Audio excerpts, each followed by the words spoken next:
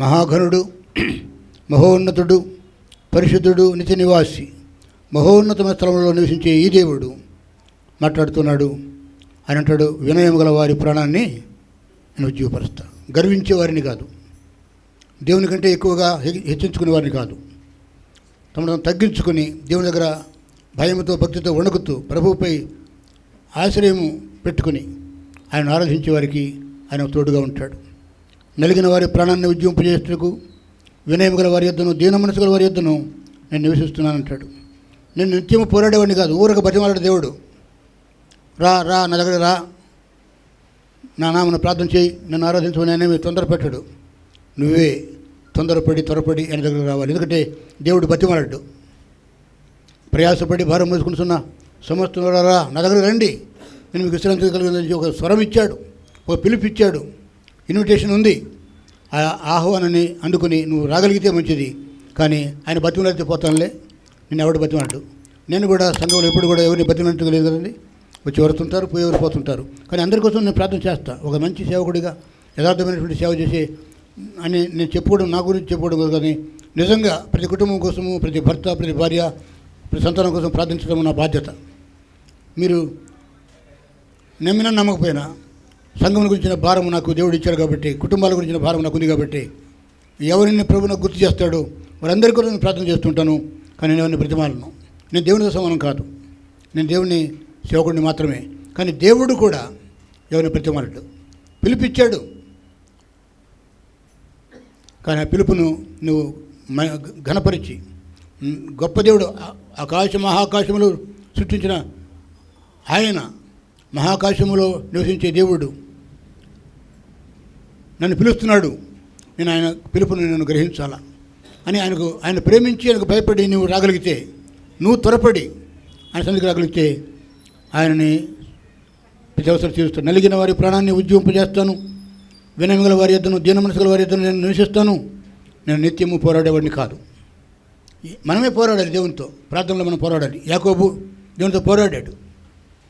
తెల్లవారు పర్యంతము పోరాడితే దేవుడు అన్నాడు, ఒక మనిషి కుమారుని పోలినవాడు యాకోబుని విడిచిపెట్టు, నేను వెళ్ళిపోవాలి అంటే, నువ్వు నన్ను దీవించేదాకా నేను నిన్ను విడిచిపెట్టను అన్నాడు. నువ్వు పోరాడాలి దేవునితో, దేవుడు నీతో పోరాడావు.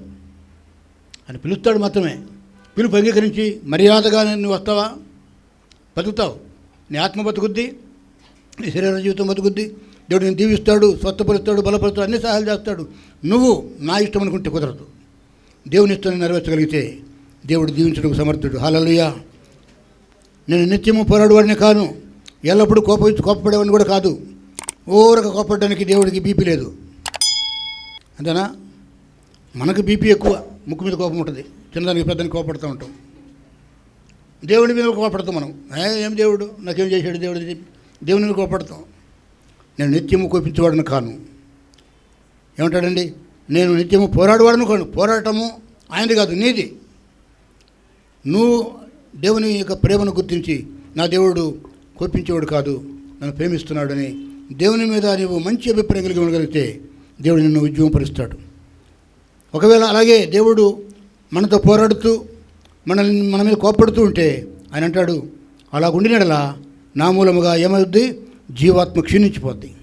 నీ ఆత్మలు బతకవు. దేవుడే మనలాగా కోప్పడి, మనలాగా విసుక్కుంటూ, మనలాగే అటు ఇటు ఇష్టానుసంగా ప్రవర్తిస్తుంటే మన ఆత్మ నశించిపోద్ది. దేవుడు కూడా అలాగే ఉంటే నువ్వు బ్రతకవు. ఇది నాన్న, నీ ఆత్మ జీవించినట్టుగా నువ్వు దేవుని ప్రేమను గుర్తించు. ఇది మతం కాదు, ఇది మార్గము, సత్యము, జీవమే ఉంది. నువ్వు అందరిలాగా నేను కూడా ఒక మతంలో ఉన్నాను అనుకుంటే అది నీ ఇష్టం. కానీ దేవుని యొక్క చిత్తం అది కాదు, దేవుని మార్గం అది కాదు.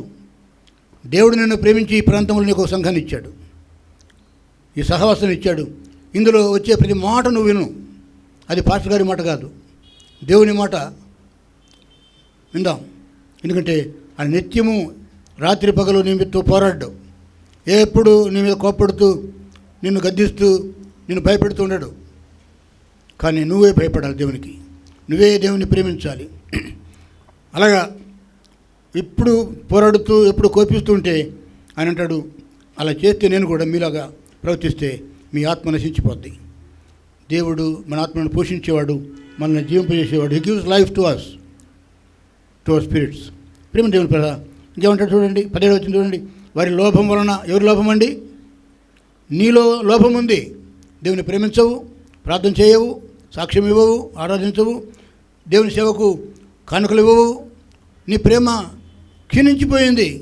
అయితే దేవుడు అంటాడు, వారి లోభం వలన నా కలిగిన దోషములు బట్టి నేను ఆగ్రహపడి మరి కొట్టాను. కొన్నిసార్లు దేవుడు నన్ను కొడితే ఎందుకు కొట్టాడో నువ్వు తెలుసుకోవాలా. రోగం పెట్టాడా, దరిద్రం పెట్టాడా, నష్టం వస్తుందా, నెమ్మది లేదా, ఎందుకు దేవుడు నిన్ను కొట్టాడో నువ్వు గ్రహించడానికి ప్రయత్నం చేయి. వాక్యం ద్వారా దేవుడు నీతో మాట్లాడతాడు, పరిస్థితుల ద్వారా దేవుడు నీతో మాట్లాడతాడు, కళల ద్వారా నీతో మాట్లాడతాడు, అవసరమైతే దర్శనం ద్వారా దేవుడు నీతో మాట్లాడతాడు. నీకు ఆ మనస్సే లేదు నీకు. కొడితే కొట్టాడులే, దేవుడు ఏమి నాకేం సాయం చేశాడని చెప్పి దేవుని మీద అలిగి సనిగి గొనిగి వ్యసన పడుతూ ఉంటే నీ వ్యసనం వలన నీకు నష్టమే కానీ నీకు లాభం లేదు.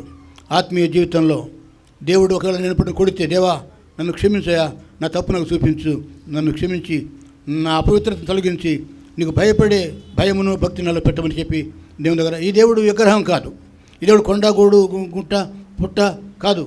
మనకు ఆయన యేసుప్రభు పట్టం పెట్టుకుని పూజ చేయట్లేదు మనం. ఆయన ఆత్మయ్య ఉన్నాడు, దేవుడు ఆత్మయ్య ఉన్నాడు. ఆరాధన ఎలా చేయాలంటే ఆత్మతోనూ సత్యంతోనూ చేయాలి, కానీ ఎవరికి చూపించుకోవటం కోసం కాదు. నేను ఎంత సేవ చేస్తున్నానో నేను ఎవరికి నేను ఎవరికి చెప్పుకోను.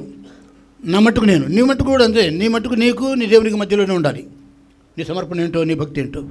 కనుక వారి నీలో ఉండే లోపము, నీలో దేవునికి ఇష్టం లేని ఏదైనా ప్రవర్తన ఉంటే దానిని బట్టి మాట వినకపోతే నీ దోషమును బట్టి నిన్ను ఆయన ఆగ్రహపడి కోప్పడి వాడిని కొడుతున్నాడు, వాడిని కొట్టానంటాడు.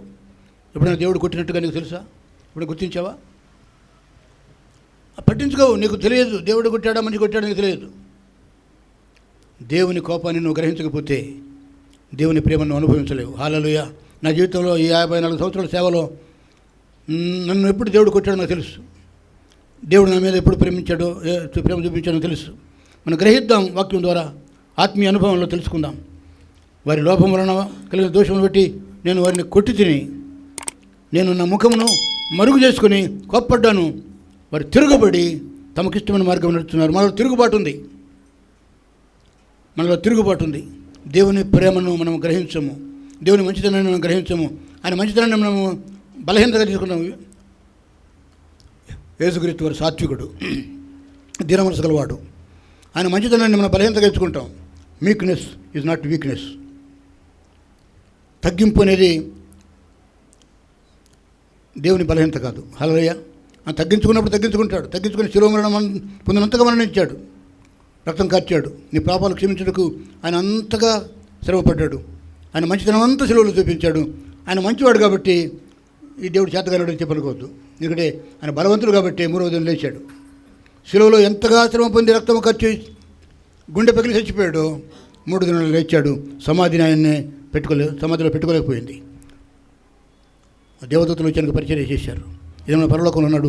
దేవుడు ఎంత గొప్పవాడంటే మరణాన్ని, పాపమును, సాతానుని జయించినవాడు, లోకాన్ని జయించినవాడు. ఇది మన ఆయనతో పెట్టుకోవద్దు. ప్రేమించగలిగితే, యథార్థంగా ఉండగలిగితే చేయి భక్తి. లేని పక్షంలో దేవుని కోపానికి గురి అయితే నీవు కానీ నీ కుటుంబం కానీ నిలవదు. నా మట్టుకు నేను కూడా సేవ చేస్తున్న మేము కానివ్వండి, విశ్వాసంలో ఉన్న మీరు కానివ్వండి, సంఘములో కానీ బయట కానీ లోపల కానీ దేవునికి భయపడదాం. వారి లోపం వల్ల కలిగిన దోషమును బట్టి నేను ఆగ్రహపడి కొట్టి తిని నేను నా ముఖము మరుగు చేసుకుని కోపించి తిని వారు తిరగబడి తమకిష్టమైన మార్గం నడుచు చిరి ఆయనను నేను వారి ప్రవర్తన చూశాను. వారిని కోపం పండించారు. ఆయనను నేను తొందరపడి కోప్పడలేదు, వారిని నశింపజేయలేదు. అయితే నేను వారి ప్రవర్తన చూశాను అంటాడు. యేసుక్రీస్తు శిలువలో ఉన్నప్పుడు తండ్రి అయిన దేవుడు లోక పాపముల గురించిన కోపమంతా ఎక్కడ తీసుకొచ్చాడండి? ప్రభు ఆయన మీద తీసుకొచ్చాడు. ఆయన పాపం చేయలేదు. యేసుక్రీస్తు వారు ఏ పాపం చేయలేదు.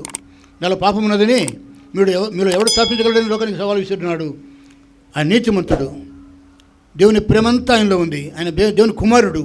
ఆయనను తండ్రి అయిన దేవుడు లోక పాపముల మీద ఉన్న ఉగ్రత అంతా తీసుకొచ్చి ఆయన మీద పెట్టాడు. ఆయన పాపం చేయకుండా మన పాపాన్ని పెట్టిన శిక్ష వహించాడు. దేవుని ఉగ్రత అంతా ఆయన మీద దిగినప్పుడు తండ్రి అయిన దేవుడు ముఖం తిప్పుకున్నాడట. ముఖం మరుగుపరుచుకున్నాడు. సూర్యుడు మేఘాల్లోకి వెళ్ళిపోయాడు. చీకటి కమ్మింది. వాయువులు వీచాయి, తుఫానులు వీచాయి.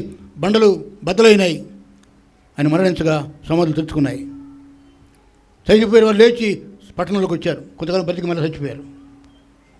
దేవుని కుమారుడు యేసుక్రీస్తు వారు నీ కోసం నా కోసం శిలువలో మరణించినప్పుడు ఉగ్రతంతా దేవుని కోపం అంతా ఆయనకు దిగింది. నీ మీద కావాల్సిన కోపము, నీ మీద కావాల్సిన ఉగ్రత ఆయన మీదకి దిగింది. ఆ శిక్షను భరించాడు. ఇదనమన్నా మళ్ళా ఒకసారి ఆ కోపం నీ మీదకి వస్తే నువ్వు బ్రతకవు.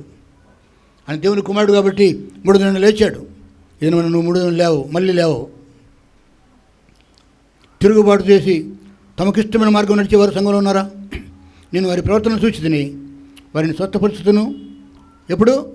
వారి ప్రవర్తన బాగా ఉన్నప్పుడు నేను వారిని స్వస్థపరుస్తాను, వారిని నడిపిస్తాను, వారిలో దుఃఖించి వారిని ఓదారుస్తాను. కృతజ్ఞత బుద్ధి పుట్టించుతూ దూరస్తులకును సమీపస్తులకును సమాధానం చెప్పి నేనే వారిని స్వస్థపరుస్తాను అని ప్రభు సెలవిస్తున్నాడు. చివరిలో ఒక మాట అంటాడు, దుష్టులకు ఏముండదంటండి? దుష్టులకు ఏముండదంట? నెమ్మది ఉండదు. దుష్టత్వం మనలో లేకుండా చూసుకుందాం. ఎందుకంటే మానవ రీతిగా సహజంగా మనలో దుష్టత్వం ఏదో ఒక రూపంలో ఉంటుంది. నాలో అంత దుష్టత్వం లేదులే అటు కాదు. దుష్టత్వం అనుభవమైనా ఉండకూడదు, కొంచెమైనా ఉండకూడదు. దేవుని యొక్క ప్రేమను అనుభవిస్తే, ఆయన క్షమాపణ ఎప్పుడు కూడా పొందితే నీలో దుష్టత్వం ఉండదు. మనుషుల మీద ఉండదు, దేవుని మీద ఉండదు. ఉంచితే నీలో ఏ దుష్టత్వం కనపడకుండా ఉంటే నీ పవిత్రమైన ప్రవర్తన చూసి ఆయన నిర్జీవపరుస్తాడు, నేను బ్రతికిస్తాడు. ఆయన నిత్యము పోరాడువాడు కాదు, ఆయన నిత్యము కోపించేవాడు కాదు. ఆయన కోపానికి మనం గురి కావద్దు, ఎందుకంటే ఆయన మంచివాడు. ప్రభువును సాధించాను గాక. స్తుతులకు పాత్రుడా, మా స్తుతుల మీద ఆసీనుడైన పరలోకపు తండ్రి, నీ ఘనమైన నామనికి లెక్కలేని స్తుతి స్తోత్రములు నాయన. నిన్న నేడు నిరంతరం ఏకరీతి గెలుచుండువాడా, మా రక్షకుడా, విమోచకుడా, ఆదరణకర్త, త్రియేక దేవా, మీకు వందనాలు స్తుతి స్తోత్రాలు చెల్లిస్తున్నాం నాయన. నమ్మదగిన దేవుడుగా మాతో ఉంటూ మమ్మల్ని ఎంతగానో కాపాడి భద్రపరిచారు దేవా. భయంకరమైన వాతావరణం ఉన్నప్పటికీ కూడా నాయన మమ్మల్ని అందరినీ సమకూర్చావు తండ్రి, నీకు వందనాలు స్తోత్రాలు నాయన. గత మాసం అంతా క్షేమంగా దొల్లిపోచేశారు ప్రవ్వా. మా ప్రయాణాల్లో తోడుగా ఉన్నారు, అనారోగ్యంలో స్వస్థపరిచారు నాయన. ఎంత బలహీనంగా ఉన్నప్పటికీ నీ బలాన్ని ఇచ్చి అయ్యా మీరు మాతో ఉండి మా చేయి పట్టుకుని నడిపించినందుకు వందనాలు స్తుతి స్తోత్రాలు చెల్లిస్తున్నాం నాయన. గొప్ప దేవ, జీవము గల దేవ, నమ్మదగిన దేవ, నీకు వందనాలయ్యా. లేవనెత్తువాడు, ఆదరించేవాడు, ధైర్యపరిచేవాడు అయ్యా, నీకు వందనాలు స్తుతి స్తోత్రాలు చెల్లిస్తున్నాం నాయన. నమ్మదగిన దేవ అయ్యా, ఎదుగు నీ దాసుని ద్వారా అందించిన వాక్కును బట్టి నీకు వందనాలు స్తోత్రాలు నాయన. నీవు పరిశుద్ధుడవే, నీతిమంతుడవే నాయన, మహాగణుడు, మహోన్నతుడవే. కానీ నాయన వినయం గల వారి ప్రాణాన్ని ఉజ్జీవింప చేయటానికి మాతో ఉంటానన్నావు తండ్రి. అయ్యా మాలో వినయం లేదని, అయ్యా లోబడే తత్వం లేదని నాయన, మాకున్నటువంటి అయ్యా స్వభావాలు ఏంటో నీ దాసుని ద్వారా మాకు తెలియచేశారు నాయన. చీటికి మాటికి కోపంతోనో ద్వేషంతోనో అసహ్యతతోనో మా హృదయాలు నింపుకొని అయ్యా నా తండ్రి నీకు దూరం అయిపోతున్నామేమో నాయన. నీ రూపం మాలో ఉండాలని అయ్యా మాటికి నువ్వు కోపించే దేవుడు కాదు నాయన. నువ్వు కోపిస్తే నన్ను ఆత్మ క్షీణించిపోతుంది అంటున్నావు తండ్రి. అయ్యా నీవే స్వస్థపరిచేవాడు నాయన, నీవే లేవనెత్తేవాడు, నీవే ఆదరించేవాడు నాయన. నీవే మాతో ఉన్నావు ప్రభా. నీవు ఇచ్చిన హెచ్చరికల హృదయంలో భద్రం చేసుకొని లోబడే తత్వం దయచేయండి, వినయం దయచేయండి, విధేయత దయచేయండి నాయన. మా కొరకు సిలువలో రక్తం కార్చావు నాయన, మరణమగినంతగా శ్రమ అనుభవించావు మా కొరకే నాయన. మాదిరి చూపించావు తండ్రి. అంత స్వభావం మాలో రావాలంటే నాయన ఎంతో ప్రయాసపడాలి. నిన్ను చూచే కన్నులు అయ్యా నీ స్వరాన్ని విని నీ ఇష్టాన్ని నెరవేర్చడానికి నాయన మా హృదయాలను సిద్ధపరచుకోవాలి ప్రవ్వా. ఇచ్చిన హెచ్చరికల హృదయంలో భద్రం చేయండి నాయన. అయ్యా ఎంత గొప్ప దేవుడో మాతో ఉన్నందుకు లెక్కలేని స్తోత్రాలు చెల్లిస్తున్నాం నాయన. నీ మాట విని నీ ఇష్టాన్ని నెరవేరుస్తూ నాయన, నీకు ఇష్టలుగా జీవిస్తూ నాయన, నీకు మహిమకరంగా ఉండటానికి నువ్వు చూపిన కృపను బట్టి నీకు వందనాలు స్తోత్రాలు నాయన. గత మాసం అంతా కాపాడావు, నూతన మాసంలో మొదటి దినంలో మమ్మల్ని ప్రవేశింపచేసావు నాయన. మాకు ఇచ్చిన ఈ సంఘాన్ని బట్టి నీకు స్తోత్రాలు, కాపరిని బట్టి నీకు స్తోత్రాలు, సహవాసమును బట్టి నీకు స్తోత్రాలు, పరిచర్యను బట్టి నీకు స్తోత్రాలు, మాకు ఇచ్చిన కష్టార్జితాన్ని బట్టి నీకు స్తోత్రాలు. అన్ని పరిస్థితులు నాయన మంచి ఆహారంతో మమ్మల్ని తృప్తిపరుస్తూ నాయన, ఆరోగ్యం ఇచ్చి ఆయుష్కాలం ఇచ్చి నాయన మరొకసారి ఈ విధంగా స్తుతించడానికి మాకు ఇచ్చిన ధన్యతను బట్టి అయ్యా నీ నామానికి లెక్కలేని స్తోత్రాలు అయ్యా. చేరువచ్చిన ప్రతి బిడ్డను బట్టి నీకు స్తోత్రాలను, మాకు ఇచ్చిన కుటుంబాలను బట్టి, బిడ్డలను బట్టి, బిడ్డలను బట్టి నీ నామానికి లెక్కలేని స్తుతి స్తోత్రాలు చెల్లిస్తూ నీ బలలో పాల్గొంటూ కూడా మాకు ఇచ్చిన కృపను బట్టి నీకు వందనాలు చెల్లిస్తూ యేసు నామములోనే స్తుతి ఆరాధన అర్పిస్తున్నాను తండ్రి. ఆమేన్. హల్లెలూయా.